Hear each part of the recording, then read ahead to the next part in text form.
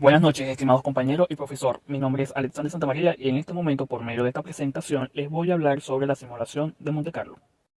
Simulación de Monte Carlo. Como podemos ver, la simulación de Monte Carlo es una técnica cuantitativa que hace uso de la estadística y de los computadores para imitar mediante modelos matemáticos el comportamiento aleatorio de sistemas reales no dinámicos. Por lo general, cuando se trata de sistemas cuyo estado va cambiando con el paso del tiempo, se recurre bien a la simulación de eventos discretos o bien la simulación de sistemas continuos. Entonces, la simulación de Monte Carlo es un modelo probabilístico que puede incluir un elemento de incertidumbre o aleatoriedad en su predicción. Cuando se utiliza un modelo probabilístico para simular una salida, se obtienen resultados diferentes cada vez. Por ejemplo, la distancia que separa su casa de la oficina es fija. Sin embargo, una simulación probabilística podría predecir tiempos de viaje diferentes al considerar factores como la congestión, el mal tiempo y las averías de los vehículos. Y la simulación de Monte Carlo tiene por objetivo lo siguiente. 1. La clave de este método está en entender el término simulación. ¿Y qué quiere decir simulación? Es el proceso de diseñar y desarrollar un modelo computarizado de un sistema o proceso y conducir experimentos con este modelo con el de entender el comportamiento del sistema o evaluar varias estrategias con las cuales se puede operar el sistema. 2. Repetir o duplicar las características y el comportamiento de un sistema real. Y 3. Imitar el comportamiento de las variables reales para, en la medida de lo posible, pueda analizar o predecir cómo van a evolucionar. Más adelante sabremos cuáles son esas variables de entrada y salida. Como podemos ver, la simulación de Monte Carlo es un método que se resuelve computarizado mediante un programa que pueda ser Excel o MATLAB, entre otros programas estadísticos. Ahora bien, hablemos de su origen. ¿Cómo surgió la simulación de Monte Carlo?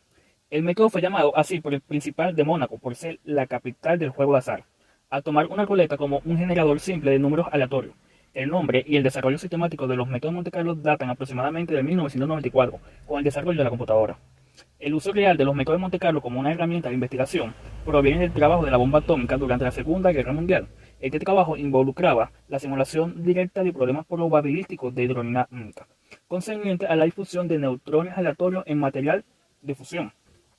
Incluso, en años posteriores, la simulación de Monte Carlo se ha venido aplicando a una infinidad de ámbitos como alternativa a los modelos matemáticos exactos, o incluso como único medio de estimar soluciones para problemas complejos.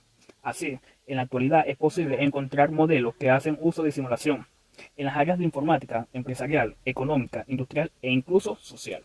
En otras palabras, la simulación de Monte Carlo está presente en todos aquellos ámbitos en los que el comportamiento aleatorio o probabilístico desempeña un papel fundamental. Precisamente, el nombre Monte Carlo proviene de la ciudad más famosa, Mónaco, donde abundan los casinos de juego y donde el azar, la probabilidad y el comportamiento aleatorio conforman todo un estilo de vida. Asimismo, el modelo de Monte Carlo se resume en esta imagen. Es una técnica numérica cuya aplicación permite calcular probabilidades. Tiene como ventaja que es un método directo y tiene soporte en programas de lenguaje. Y sus desventajas son que cada simulación nos brinda datos únicos y no da la solución, sino datos que sirven de apoyo para tomar decisiones. Y que se aplica, o su aplicación es que define variables, plantea escenarios, aplica problemas industriales, financieros, entre otros. Por otro lado, la simulación de Monte Carlo tiene la utilidad en las siguientes áreas. En los negocios, los líderes empresariales utilizan los métodos de Monte Carlo para proyectar escenarios realistas a la hora de tomar decisiones. Por ejemplo, un profesional de marketing tiene que decidir si es viable aumentar el presupuesto de publicidad para un curso de yoga en línea. Podría utilizar el modelo matemático de Monte Carlo sobre factores o variables inciertas, como la siguiente: la tarifa de suscripción, costo de publicidad, tasa de registro, retención. Si la simulación predeciría entonces el impacto de los cambios entre los factores para indicar si la decisión es rentable. En las finanzas, los analistas financieros normalmente realizan previsiones a largo plazo sobre los precios de las acciones y luego asesoran a los clientes respecto a qué estrategias son las más adecuadas. Al hacerlo, deben tener en cuenta los factores del mercado que podrían provocar cambios drásticos en el valor de la inversión. Por ello, utilizan la simulación de Monte Carlo para predecir los resultados probables y respaldar sus estrategias. Y hasta lo podemos utilizar en los juegos en línea. El sector de los juegos y las apuestas en línea está sujeto a regulaciones estrictas. Los clientes esperan que el software del juego sea justo e imite las características de los juegos de azar presenciales. Por ello, los programadores de juegos utilizan el método de Monte Carlo para simular los resultados y garantizar una experiencia de juego justa. En ese caso tenemos ejemplo el Ludo, que es un juego de azar, sabe la probabilidad de los dados, por ejemplo. En la ingeniería, Los ingenieros deben garantizar la fiabilidad y solidez de cada producto y sistema que crean antes de ponerlo a disposición del público. Utilizan métodos de Monte Carlo para simular la tasa de fallos probables de un producto en función de las variables existentes. Por ejemplo, los ingenieros industriales utilizan la simulación de Monte Carlo para la toma de decisiones en una línea de montaje en una fábrica. Componente de una simulación de Monte Carlo. Un análisis de Monte Carlo consta de variables de entrada, variables de salida y un modelo matemático. El sistema de computación introduce variables independientes del modelo matemático, las simula y produce variables dependientes. ¿Qué son las variables de entrada? Son los valores aleatorios que afectan la salida de la simulación de Monte Carlo. Por ejemplo, la calidad de fabricación y la temperatura son variables de entrada, que influyen en la durabilidad de un teléfono inteligente. Las variables de entrada se pueden expresar como un rango de muestra de valores aleatorios, de modo que los métodos de Monte Carlo puedan simular los resultados con valores de entradas aleatorios. La variable de salida es el resultado del análisis de Monte Carlo. Por ejemplo, la vida útil de un teléfono electrónico es una variable de salida, que se expresa en un valor de tiempo, como 6 meses o 2 años. El software de simulación de Monte Carlo muestra la variable de salida en un histograma o gráfico que distribuye el resultado de un rango continuo en el eje horizontal. Y el modelo matemático es una ecuación que describe la relación entre las variables de salida y de entrada en forma matemática. Por ejemplo, el modelo matemático de la rentabilidad es igual a ingresos menos gastos. Ahora sí, recordemos cuando estuvimos en operativa 1, vimos que nosotros utilizamos un modelo matemático para optimizar ganancias o minimizar pérdidas. Y ahora, ¿qué serían las variables de entrada? Sería la función de objetivo y las restricciones que aplicaban para la resolución de ese problema, y la variable de salida sería el resultado final. Y continuamos ahora con la distribución de probabilidades. En la simulación de Monte Carlo se utiliza la distribución de probabilidades para analizar cada situación. En la distribución de probabilidades son funciones estadísticas que representan un rango de valores distribuidos entre límites. Los expertos en estadística utilizan la distribución de probabilidad para predecir la posible presencia de una variable incierta que puedan consistir en valores discretos continuos. La distribución de probabilidades discretas se representa mediante números enteros o una secuencia de números finitos. Cada uno de los valores discretos tiene una probabilidad mayor que cero. Los especialistas en estadísticas trazan la distribución de probabilidad discreta en una tabla, pero trazan la distribución de probabilidad continua como una curva entre dos puntos dados en el eje X de un gráfico.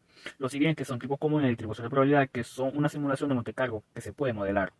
Y por ende tenemos la distribución normal, que es conocida como una curva de campana que tiene forma simétrica y de campana que representa la mayoría de los acontecimientos que se producen en la vida real. Tenemos la distribución uniforme, que se refiere a una representación estadística de variables aleatorias que tienen la misma probabilidad, y la distribución triangular, que utiliza los valores mínimos y máximos y más probables para representar las variables aleatorias. Para realizar la simulación de Monte Carlo se debe seguir los siguientes pasos. Establecer el modelo matemático, que se define como una ecuación que reúne las variables de salida y de entradas. Los modelos matemáticos pueden abarcar desde fórmulas empresariales básicas hasta complejas en ecuaciones científicas. Determine los valores de entrada. Se elige entre los diferentes tipos de distribución y probabilidad para representar los valores de entrada. Crea un conjunto de datos de muestra. Se crea un gran conjunto de datos de muestra aleatorias según la distribución de probabilidad elegida. Configure el software de simulación de Monte Carlo. Utiliza la muestra de entrada y el modelo matemático para configurar y ejecutar el software de simulación de Monte Carlo. Y finalmente, analizar los resultados, que es comprobar los resultados simulados para averiguar cómo se distribuye la salida en el histograma. Dicho todo esto, vamos a ver el siguiente ejemplo de simulación de Monte Carlo. Una empresa desea iniciar en el comercio electrónico, el cual se lleva a cabo mediante Internet. Para esto quiere conocer el número de artículos que venden en un día cualquiera mediante el medio de comercialización. Los datos disponibles son los siguientes. 65% de la población dispone de acceso remoto o directo a Internet. De ese 65%, tenemos que el 55% son hombres y 45% son mujeres. La cantidad de artículos que se compran a través del comercio electrónico tiene la siguiente distribución. Como podemos ver en la siguiente tabla, que esta es la distribución de los hombres, dice que para 0 días tiene una probabilidad de 0,45, para un día 0,35, para 2 días 0,15 y mayor a 3 0,05. Y las mujeres para 0 días tiene 0,25, para un día 0,55, para 2 días 0,15 y para mayor a 3 días 0,05. Y nos están pidiendo que realicemos un experimento de simulación durante 7 días para estimar las ventas promedio por día, y nos están preguntando quiénes compran más, si son los hombres o son las mujeres. Por ende, se realiza la tabla de resolución, se coloca el número de días, se estima que son a 7 días. Luego, como ya hemos visto, se procede a calcular las probabilidades y se generan los números aleatorios. Y finalmente podemos ver que las mujeres compran más que los hombres. Las mujeres compran 7 unidades y los hombres compran 4. Y como respuesta, la conclusión del ejercicio es que se simuló corrido en 7 días y que las mujeres tienen un promedio de artículos comprados mediante esta vía de comercio por internet que los hombres. Ahora continuamos con este siguiente ejemplo que se trata de planificación de inversión. El señor Cansado llega al día de su retiro y cuenta con la siguiente información. Capital acumulado, $1.000.000. Edad actual, 65 años. Monto anual a retirar, $60.000. Retorno esperado sobre las inversiones, un 10%. Inflación esperada en dólares, 3%. Expectativa de vida, 87 años. Sin requisitos respecto a herencia. Su asesor de inversiones se hace algunos cálculos en la computadora y le imprime una proyección al señor Cansado. La siguiente proyección arrojó lo siguiente. A los 87 años debería tener un fondo acumulado de casi $2,3 millones. Habiendo retirado $60.000 por año, ajustado por una tasa de inflación esperada del 3% y suponiendo retornos promedio del 10% para sus inversiones. Como podemos ver, en la siguiente tabla se está reflejando lo siguiente, que pasan 10 años y el señor Cansado vuelve a ver a su asesor de inversiones para ver cómo vienen las cosas y se da con la triste noticia de que la proyección no se cumplió en la realidad y que hay unas desviaciones importantes. Los rendimientos reales de sus inversiones no son lo que muestran en la tabla y curiosamente el promedio esperado del 10% sí se cumplió. Pero el monto del fondo a la fecha es de $501.000 y no los 1,4 millones que se habían proyectado originalmente. La pregunta es, ¿qué pasó? ¿Por qué no se cumplió la proyección si se respetaron los supuestos? ¿Qué hubiese pasado si los mismos retornos ocurrirían pero en orden inverso? Entró en el juego el valor del tiempo del dinero al producirse los retiros anuales. Y teniendo en cuenta los primeros años se experimentaron retornos negativos, el señor Cansado tuvo menos fondos en su portafolio. Dados los retornos reales, veamos lo que hubiese pasado si no se hubiesen producido los retiros. Podemos ver que tenemos dos tablas. Si no hubiesen retiro o sin retiro menos lo que se había invertido.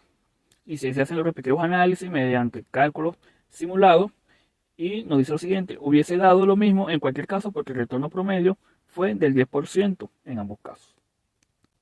En conclusión, no es lo mismo promediar un 10% de retorno anual a lo largo del periodo que conseguir un retorno del 10% anual en cada año.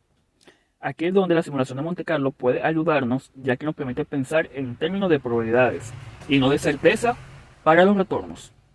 Ahora les presento el siguiente video donde se ve el procedimiento detalladamente de una simulación de Monte Carlo en el programa de Excel. Haciendo el ejercicio de simulación de la demanda. Comenzaremos con 0% y vamos a ir incrementando hasta alcanzar el 100% cada una de las demandas dispuestas en el evento. 20%. Continuamos el límite menor con el límite superior anterior. 20% más 30% nos da 50%. De 50 a 90 y de 90% a 100%. Debemos tener cuidado que esas probabilidades no van a pasar el 100% y no vamos a obtener un valor acumulado menor o inferior al 100%. La idea es abarcar todos los números aleatorios de 0 a 1, identificados como 0%, y el límite superior máximo 100%. El siguiente paso es hacer la simulación como tal de la demanda a partir de estos comportamientos que tuvimos en ese paso anterior. Para ello vamos a generar un aleatorio. La función que utilizamos para simular el aleatorio es aleatorio, abrir paréntesis, cerrar paréntesis. Esto nos va a dar un número entre 0 y 1, lógicamente nunca alcanzando el 1 completo, sino un valor muy cercano. Este aleatorio lo podemos comparar con lo que tenemos en la tabla de datos acumuladas. Si yo convierto este valor en un porcentaje, vamos a tener un valor que podemos ubicar entre los intervalos acumulados que tenemos en el paso anterior. Por ejemplo, si a mí me dio 29,56%, se va a ubicar entre 20 y 50%. Por lo tanto, la demanda será 1.700. La función aleatorio, abrir paréntesis, cerrar paréntesis, es una función de tipo volátil. Por lo tanto, esta se recalcula constantemente mostrando un valor siempre y cuando se active la función de cálculo o recálculo que tiene Microsoft Excel. Por lo tanto, cada vez que pulsemos Enter o cambiemos cualquier valor de celda o pulsamos la tecla F9, vamos a obtener un nuevo valor aleatorio. Vamos a extender los aleatorios para simular la demanda durante 12 días, del día 1 al día 12. Ahí tenemos todos nuestros aleatorios. Recordemos que los aleatorios van a cambiar, por lo tanto vamos a tener diferentes resultados. Por ejemplo, si pulso F9 o función F9 para algunos computadores, el valor de aleatorios va a cambiar. El tercer paso involucra el cálculo de la demanda a partir del aleatorio.